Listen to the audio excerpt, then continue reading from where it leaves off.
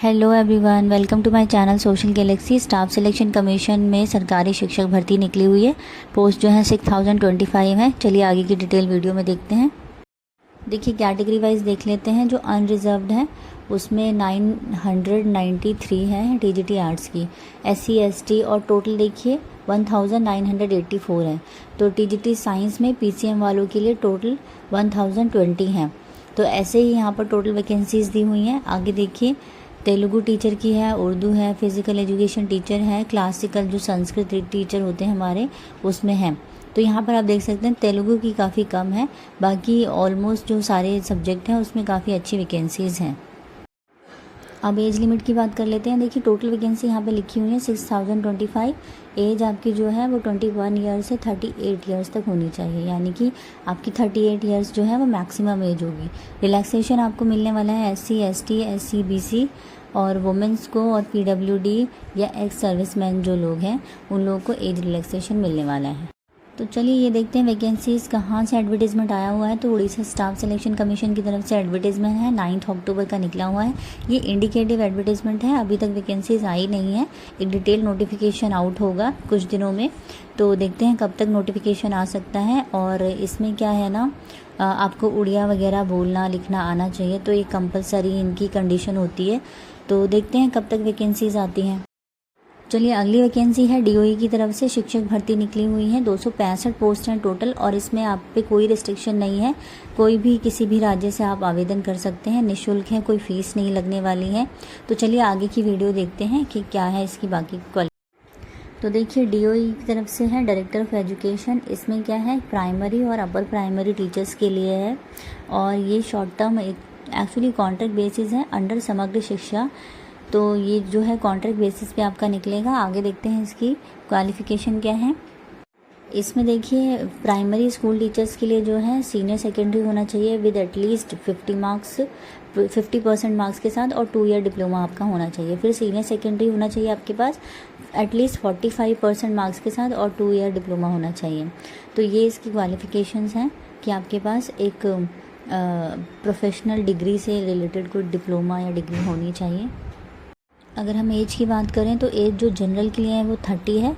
OBCs के लिए आपको 3 साल का रिलैक्सेशन मिलेगा। एससी एसटी वालों के लिए 5 साल का रिलैक्सेशन होता है और जो पीडब्ल्यू वाले हैं उनके लिए 40 ईयर्स होगी मैक्सिमम एज। तो इसमें आपकी कुछ और भी क्वालिफ़िकेशंस हैं। सीनियर सेकेंडरी जो है वो एटलीस्ट 50% मार्क्स के साथ 4 ईयर बैचलर ऑफ एलिमेंट्री यानी कि BLEd, तो ये सब होना चाहिए आपके पास, या फिर सीनियर सेकेंडरी होना चाहिए एटलीस्ट 50% मार्क्स या फिर 2 ईयर डिप्लोमा एजुकेशन उसमें। तो ये है आपकी। और ग्रेजुएशन अगर है आपके पास तो 2 ईयर डिप्लोमा होना चाहिए और ग्रेजुएशन 50% मार्क्स के साथ होनी चाहिए। तो फिर आपको बीएड भी चाहिए होगा, यानी कि आपके पास एक बीएड या BLEd ये सब कोई डिप्लोमा होना चाहिए। और कुछ परसेंटेजेस दिए हुए हैं कि आपको 12th में या ग्रेजुएशन में कितना कितना चाहिए। अगर आपका इतनी परसेंटेजेस हैं तो आप इस चीज़ के लिए एप्लीकेबल हैं, तो आप अप्लाई कर सकते हैं। टोटल इसमें एक्चुअली 85 वैकेंसीज़ हैं। आगे देख लेते हैं कोई और सी वैकेंसीज़ भी हैं। असेंशियल क्वालिफिकेशन आपको चाहिए, टेट चाहिए, किसी भी स्टेट का टेट आपके पास होना चाहिए। बिहार का होना चाहिए, यूपी का होना चाहिए, सीट दिल्ली का होना चाहिए। तो किसी भी स्टेट का आपके पास टेट होना चाहिए। तो आप किसी भी स्टेट से बिलोंग करते हो, टेट आपके पास होना चाहिए। आगे देखते हैं for upper primary school teachers के लिए 180 टोटल वैकेंसीज़ हैं। इसमें भी एज सेम ही रहेगी आपकी और ग्रेजुएशन यानी कि BA BSc BCom या इसमें ये सब किया है आपने, प्लस 2 ईयर आपका एलिमेंट्री एजुकेशन डिप्लोमा होना चाहिए। फिर BA BSc आ जाती है आपकी ग्रेजुएशन विद 50% मार्क्स और उसमें 1 ईयर आपको यानी कि BEd वाला जो है डिग्री आपके पास होनी चाहिए। फिर वापस से ग्रेजुएशंस वगैरह आपके पास होनी चाहिए। और इसमें आपका सीनियर सेकेंडरी अगर आपके पास है तो फिर वो 4 ईयर वाला बैचलर एलिमेंट्री एजुकेशन चाहिए होगा। और सीनियर सेकेंडरी विद 50% मार्क्स हैं तब भी आपको 4 ईयर वाला बैचलर एलिमेंट्री एजुकेशन चाहिए होगा, BEd या कोई ऐसा टीचिंग से रिलेटेड कोर्स। तो इसमें भी आपकी ये सब चीज़ें रहेंगी और एज वही रहेगी। टोटल 180 वैकेंसीज़ के लिए ये तो वही सारी क्वालिफ़िकेशंस हैं। आगे हम नंबर ऑफ़ वैकेंसीज़ देख लेते हैं। अपर प्राइमरी में आपके लिए ऑल मीडियम है, यानी कि हिंदी इंग्लिश मीडियम जो भी है सारा, इंग्लिश हिंदी। इसमें देखिए नंबर ऑफ़ वैकेंसीज़ दी हैं और यहाँ पर कैटेगरी वाइज इसको डिवाइड किया हुआ है, SC ST OBC EWS general के लिए।